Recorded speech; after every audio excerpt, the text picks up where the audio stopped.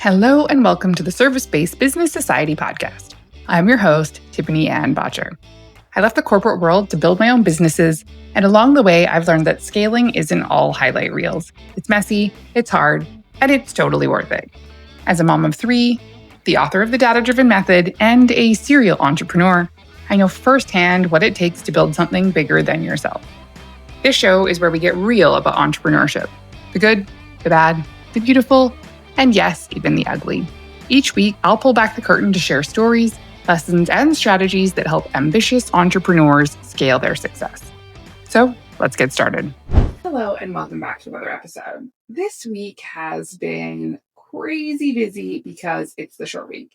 And there's nothing like a good stat holiday short week to just really throw the entire schedule for a loop. This time of year, we have multiple stat holidays really close together, and the last one was midweek, and I will admit my schedule, everything just feels a little bit jumbled and off since then. Throw in it being lacrosse season with multiple tournaments, and I feel like it is just flat out go, go, go all the time, and almost a little bit of a blur.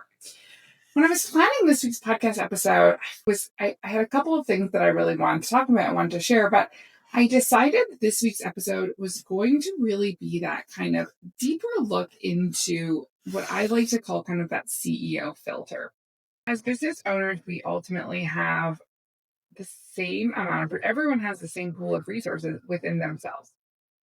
Every person, whether their business is wildly successful or struggling, still has 24 hours in a day. And what you do with those 24 hours can ultimately be a major difference maker. Now, how can you obviously make more than 24 hours in a day? Well, it's hiring and scaling through making more of yourself, ultimately.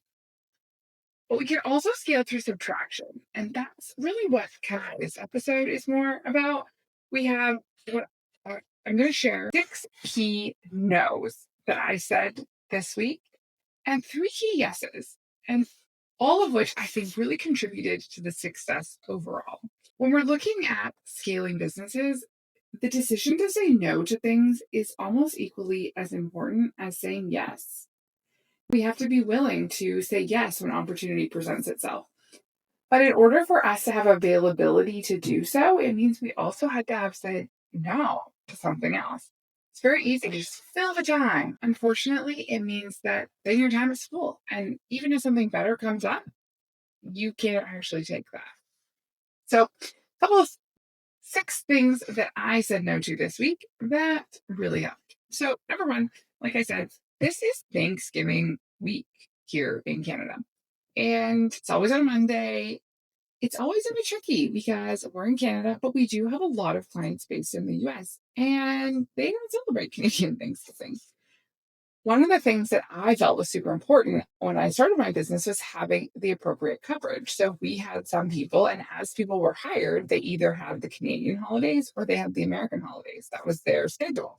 Over time, I realized that there was not really anything going on that day that couldn't wait till the next day. That if we planned appropriately, that we managed deadlines appropriately, that we did all of the prep work, that our entire team could have the day off and rest and recharge.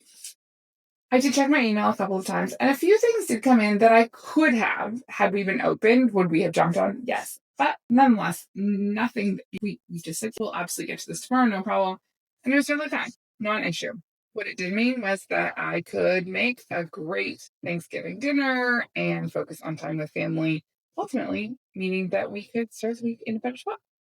So overall, I will say that is a successful no.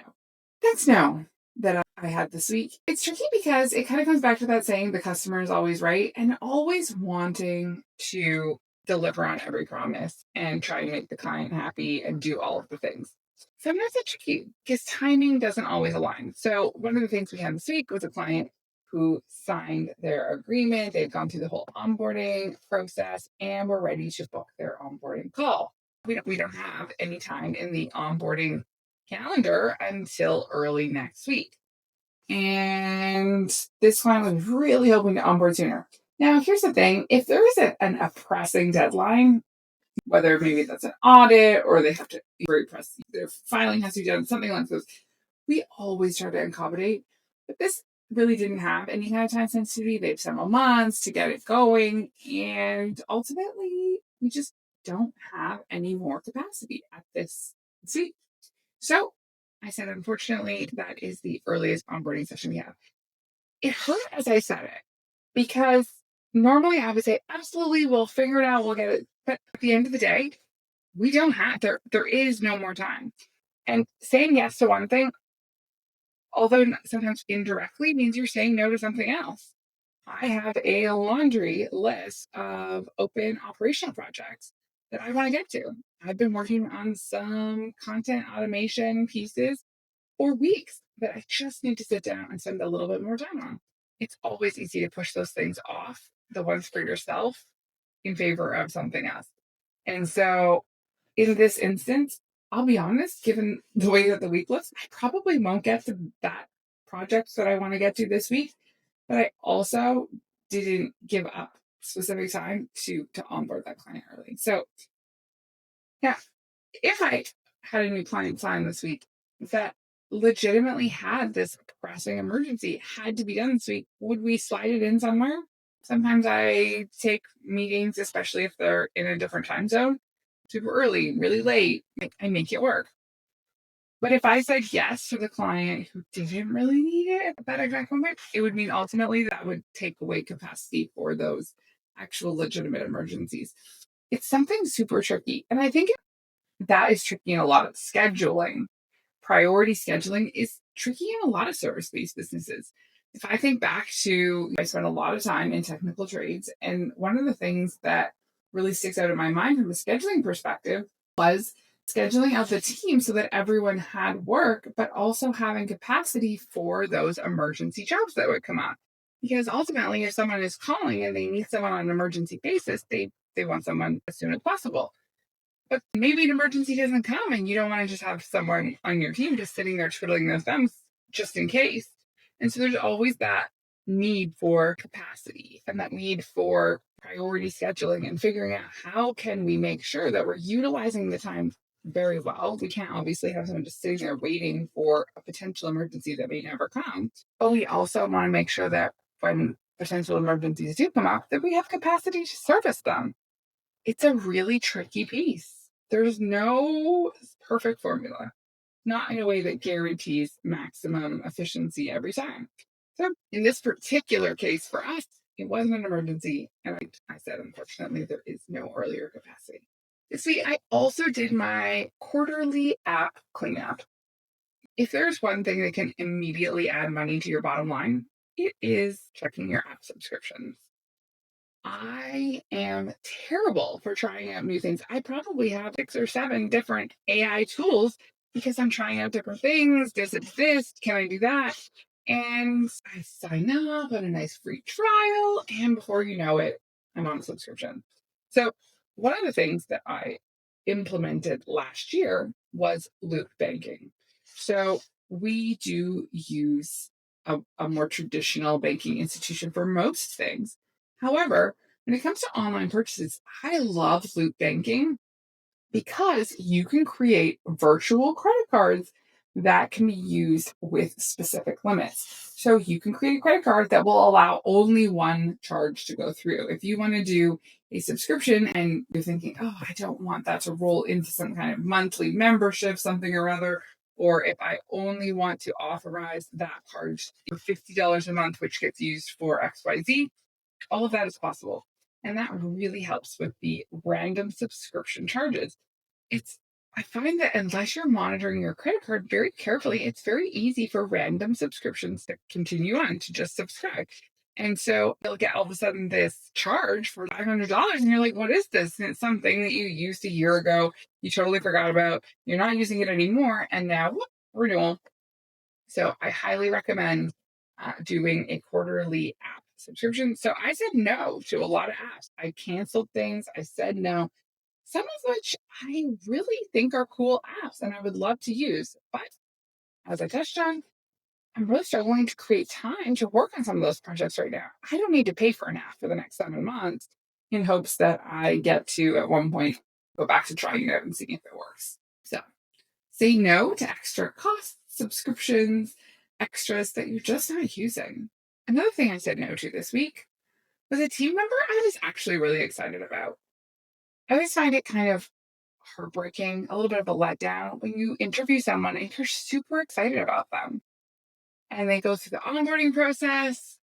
And it's oftentimes that probably shouldn't happen there. That's concerning. I'm sure it'll be fine. They're just new. A little further. That is not going well. There's a key difference between someone who is learning and has made some mistakes just due to lack of training and education. Perhaps you have a specific method of doing something. Maybe you didn't explain it well enough, or maybe you did explain it really well and they just didn't understand. Whatever the case may be, there is a specific difference between maybe a skills gap, maybe a system understanding, and just a bad fit. And determining when people are a bad fit early on saves so much time, stress, headache, heartache, all these things. Because ultimately, when you hire someone, you're sending them out into the world to represent your business.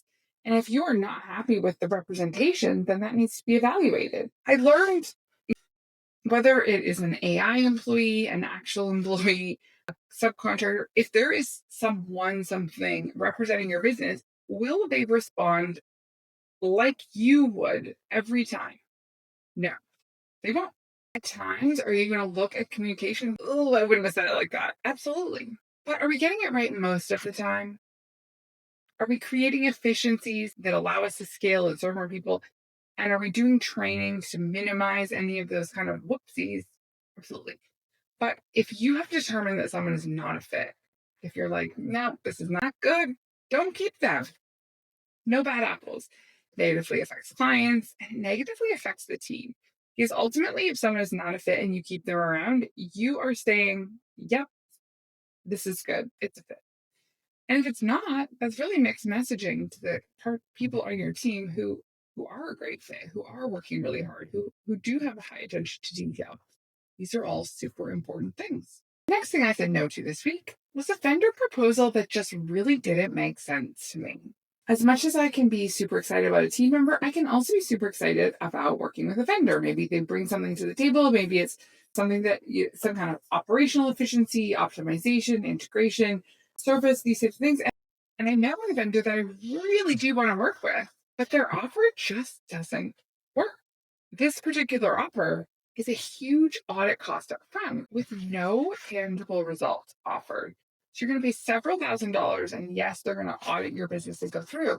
We were working on one specific type and style of automation. The problem with that is I said, what prevents you from coming into my business and saying, yeah, we can't audit, we can't do that. Goodbye. And I'll have paid for the whole fee. I said, where is there any kind of assurance? Where is there some kind of, I'm not looking for you to guarantee and say you're going to save exactly $5,395 next year. And if you don't, you get your money back. I'm not looking for something back. But I am looking to understand more about the process. Because here you have a business in this specific instance that they don't want to give out too much information up front because they obviously don't want you to take, and think, oh, how can I build that out on my own? They want you to buy what that package, that information, that proprietary automation system. And so their way of assuring that they're going to get the work is to only give a little bit of information. The problem is that little bit of information was ultimately not actually providing the detail I need to make a decision. So they're saying, hey, I don't want to give you more information because I don't want you to try and figure this out yourself and cut us out. To the same effect, I'm also like, hey, I don't want to just spend a bunch of money on this audit and hope for the best. And you say, it's pretty, your business is pretty automated already. Thanks so much. Can't do anything else. Goodbye. That is not a good use of money. So I said, you know what? I'm not going to move ahead with this right now. And if at one point you have a slightly different offer, we can touch base about it then. I think that was the right decision. Another thing I said no to this week, several times actually, but we'll group it under one, is, hey, can you just give me a quick call? Some clients love the quick call. They just want to quickly go over something. And sometimes it works and sometimes it doesn't. And there are some clients that I know a quick call is actually an hour. And sometimes I just don't have the hour at that moment. So I've tried to move away from the quick call in favor of a slightly more structured actual call. It can be on the phone. We don't always need Zoom, but it needs to have some structure about what are we covering and when is it going in the calendar. When it has an actual calendar invite, there is a bit of a framed beginning and end time. When we say, hey, let's get on a quick call, sometimes I could be on the call. I could be on a call for an hour and a half talking through a situation with someone. But ultimately, without some context and understanding what we're going to be talking about, I don't always have the information readily available that can help us answer this efficiently. So I've really tried to move away from the quick call. It can still be a quick call, 15-minute phone call, but usually I like them to be scheduled at least a few hours in advance so that everyone can gather hold of the information that they need to have an intelligent discussion about whatever is being discussed. So in addition to the no's, which there were several of, there were many yeses. I'm going to focus on 3 key yeses this week that I really think helped move the needle. So one of the things that I said yes to this week is we had 2 separate clients that within the last 6-ish months decided to not move ahead with proposals with one of our companies. And so they decided to go with a different option. Both of those people have come back this week and said, hey, actually, I feel like I probably should have moved ahead with you. And are you still willing to take us on? So, yes, we're definitely still willing. But depending on how long ago we talked, we do need to retouch base and decide, hey, is the situation still the same? Are there new variables that we need to look at? What's progress made between since then and here? And all of those types of things. But absolutely, you know what? As business owners, we're all just trying to use our resources wisely. That comes to time as well as money. And so I will never fault someone for deciding, hey, I think I can get this same outcome with a different provider. The caveat is most times you get what you pay for.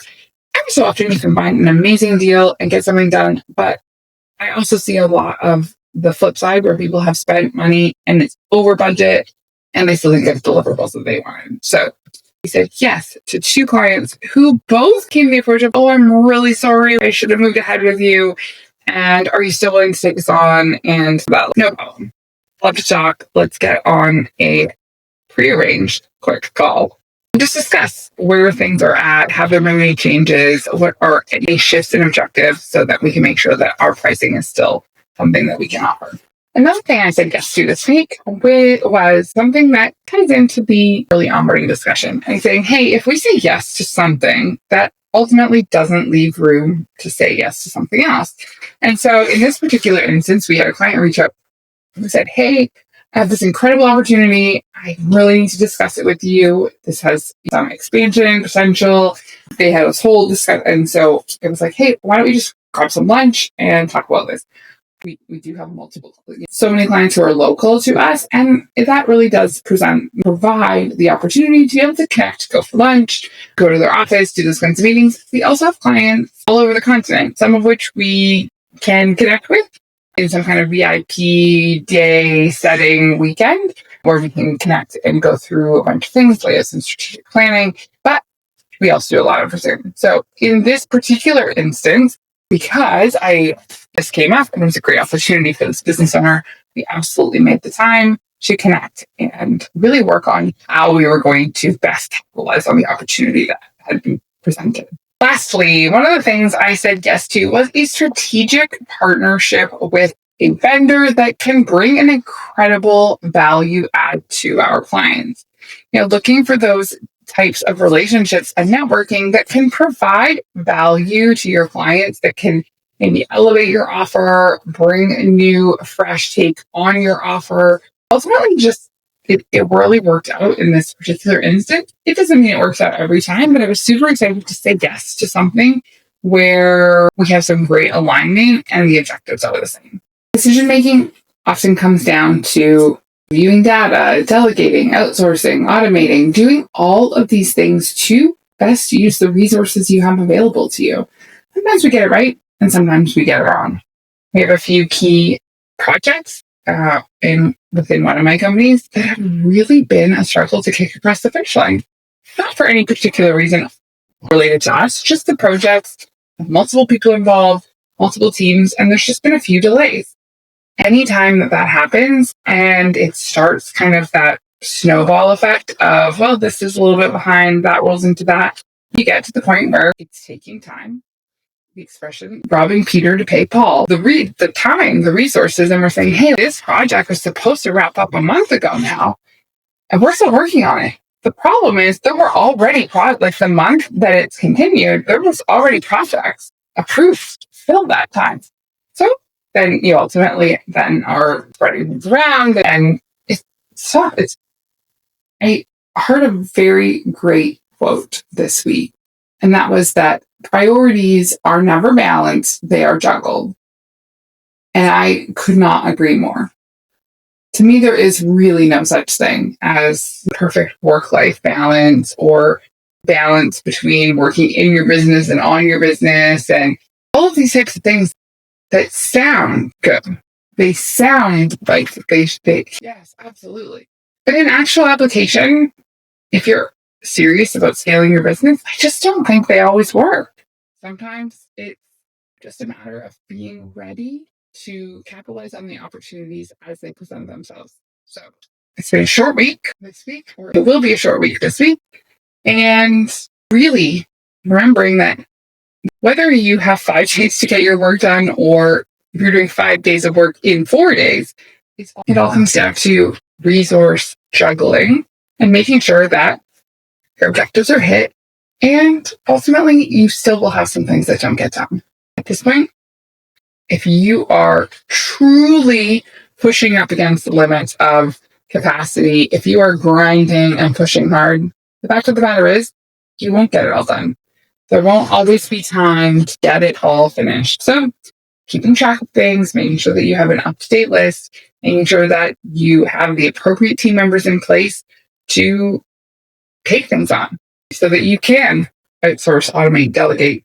It will only help in scaling your successes. That's all the time we have for today, but the conversation doesn't stop here. Be sure to subscribe to the Service-Based Business Society podcast on all of your favorite apps. And if you're hanging out over on YouTube, search for Tiffany-Ann Bottcher. Your likes, comments, and shares don't just help the show, they help more entrepreneurs find the real stories and strategies that they need to scale. Until next time, keep pushing, keep building, and I'll catch you in the next episode.